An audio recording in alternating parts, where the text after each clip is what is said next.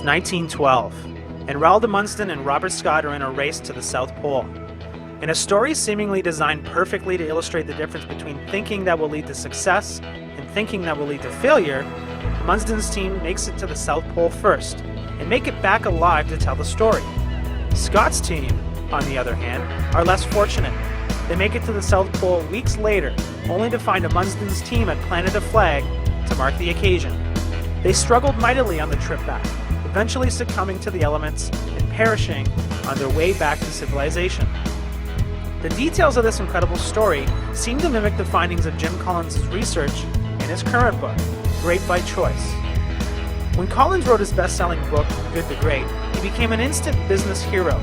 Executives from around the world aspired to be level 5 leaders and focused intently on finding their hedgehog concepts. But there was a question that remained unanswered. In a world that is increasingly in financial turmoil and constant change, how do you succeed?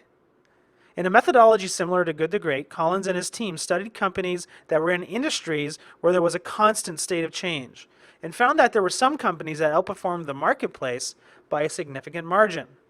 He called these the 10x companies, because they all had outperformed the industry index by more than 10 times over the span of the study. In fact, on average, the 10x companies outperformed the marketplace as a whole by 32 times. What Collins and his team concluded was that there were 4 main attributes of a 10x company: fanatical discipline, empirical creativity, productive paranoia, and level 5 ambition. In the next 12 minutes, you'll find the keys to becoming more like Amundsen and less like Scott. Attribute number 1, fanatical discipline. The first attribute of a 10x company is that they have fanatical discipline. Collins gives us the metaphor of the 20-mile march. Starting out on a cross-country journey, the metaphor goes, you'd be much better off walking 20 miles per day consistently than walking much more on the good days and much less on the bad days.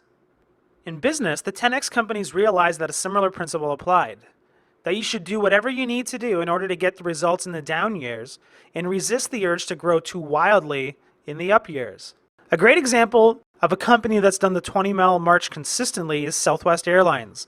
Southwest demanded a profit from its business every single year.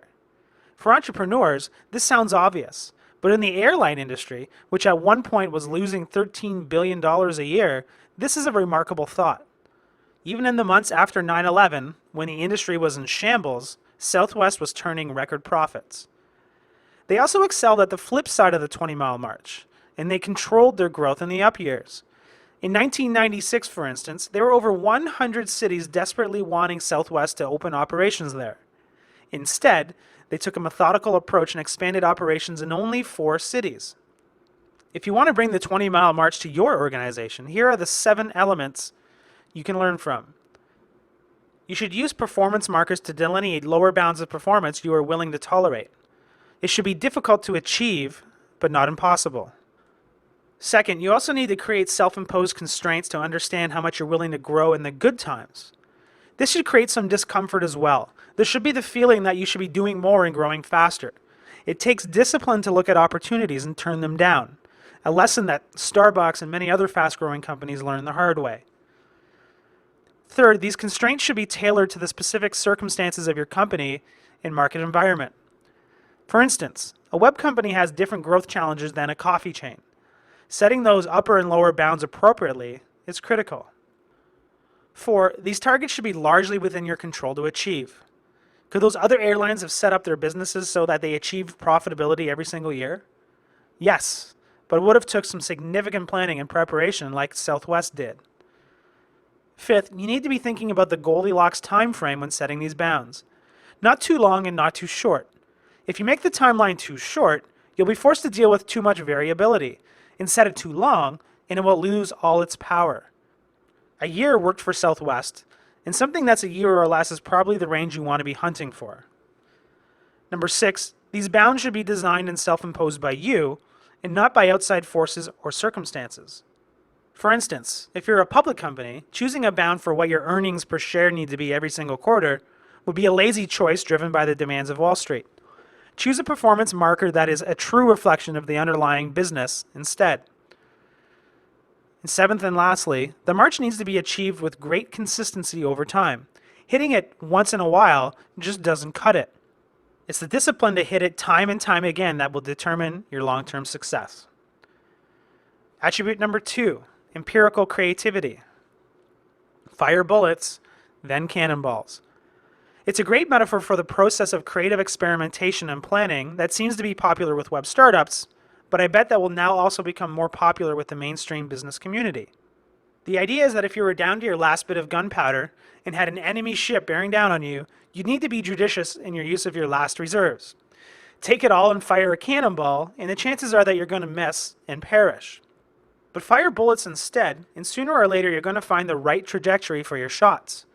Then, and only then, should you load up a cannonball and take your shot.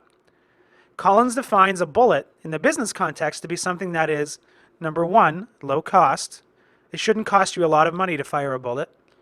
Number 2, low risk. The results, one way or another, shouldn't have a major impact on your business. And number 3, low distraction. It shouldn't take much time away from the other major priorities at the company at the moment. So now that you know what a bullet is, let's take a look at the 5 steps to the process. Number 1, fire a bullet. Make a hypothesis about a goal you're trying to achieve, and then fire the bullet. Number 2, assess whether or not you hit anything. Was your hypothesis correct? Third, consider whether or not it's worthwhile turning this bullet into a cannonball. This will depend largely on whether or not additional resources and money would lead to a big win for your company. Number 4, convert it into a cannonball once you're convinced that you have it calibrated correctly. And lastly, number 5, terminate bullets that show no evidence of eventual success. Although Apple usually serves as a great example of creativity and hit products, the underlying story shows a great discipline in creating bullets and then cannonballs. It kept making investments in its computer as the digital hub strategy, first with the iPod, then iTunes as a platform, and then the iPhone. What the world saw as breathtaking innovation and big bets, Apple saw itself firing bullets and then turning them into cannonballs after they were sure that they were going to be a huge success. Attribute number 3, productive paranoia. All of the 10X companies seem to be paranoid about something. But instead of acting like crazy people on the lookout for the next government conspiracy, they always have one eye out for the risks that could bring their companies down. One of the things that each of the leaders of the 10X companies knew at all times was where their death line was, and they devised strategies for making sure that they never got close to it. They knew that their company, like all companies, would run into a rough patch or 10 along the way. As the saying goes, you can afford to stay in business for as long as you can keep paying for your mistakes. But once you cross the death line, that's it. Game over. There were 3 specific things that each of these companies did. Number 1, they had enough cash on hand to make sure that they were prepared for unforeseen events or bad luck before it happened. There's a lot of brouhaha right now about the fact that Apple has tens of billions of dollars in cash reserves and that it's an inefficient way to use their money. But one thing is for sure, they are prepared for almost anything. Number 2, they bound the risk they're willing to take on. Specifically, they pay attention to 3 kinds of risk: the deathline risk, asymmetric risk, where the downside is much, much greater than the upside, and uncontrollable risk. Only when they were comfortable with the risk they were taking on would they move forward with a plan. Number 3, they zoom in and then they zoom out. In zooming out, they would sense a change in the marketplace, determine how long they had in order to respond to the change, and then take the appropriate action. By zooming in, they would focus on the extreme execution of plans and objectives. The big question that they ask themselves is, how much time until our risk profile changes here? A great case study of this in action is what Andy Grove did when he found out he had cancer. As stunning as this would be for anybody, Andy did something that most people wouldn't even think to do in this situation. He sprung into action. He knew that he had months before any major decision needed to be made about what course of treatment they were going to pursue, and he took that time to assess all of his options. He saw himself as the only person responsible for his health and studied enough about his cancer and possible treatments that he could have probably passed a medical exam, all the while running Intel. And that's a hallmark of a great leader, truly understanding the time frame in which you need to make a major decision, and then using that time to prepare yourself appropriately. Attribute number 4, Level 5 ambition. Just like the leaders in Good to Great displayed level 5 leadership, which is humility paired with professional will, the 10X leaders displayed a desire for their companies to succeed even beyond their tenure. The way they did this is through something that Collins calls SMAC, S-M-A-C. These are specific, methodical, and consistent operating principles as a recipe for success. This is much different than core values or mission statements because these are specific criteria for how they'll run their company. A great example of this was Southwest and how they ran their airline much differently than the other carriers. For instance, they only flew 737 airplanes so they could save costs and time by learning how to maintain and fly one model of airplane. They would also remain a low-cost carrier. They would always have a high aircraft utilization rate and low turnaround time for the aircraft. As Collins points out, Southwest only changed their SMAC by 20% over a 25-year period. That's quite remarkable when you think about it. And the other 10X companies operated in a similar fashion. By having a business strategy that was articulated and that they could stand the test of time, they were able to focus their attention on the execution of those plans.